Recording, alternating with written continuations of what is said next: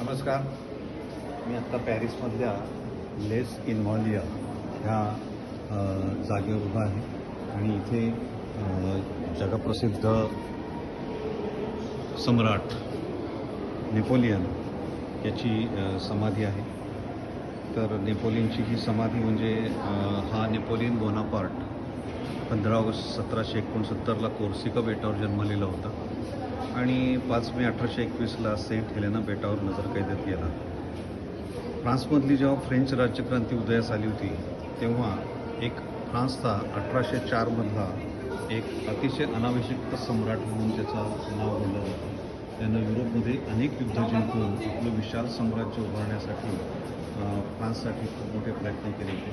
त्याच्या नावानं नेपोलियन संहिता हा कायदा जगभरात अनेक देशांमध्ये सुद्धा राबवला गेलेला होता. तर असा हा नेपोलियन बोनापार्ट आहे. त्याचा मृत्यू 1821ला सेंट हेलेना बेटावर झाला आणि तिथंच त्याचे 1821ला 5 मे हेलेना बेटावर गुप्तपणे अंत्यसंस्कार करण्यात आले होते. पण 19 वर्षानंतर 1840मध्ये फ्रेंच सरकारने त्याचा मृतदेह पॅरिसला आणला आणि सन्मानानं या समाधीमध्ये ठेवला. तर ही अशी एक समाधी आहे आणि ह्याच्यावर एक छान चर्च आहे आणि हा जो घुमट आहे त्याला सोनेरी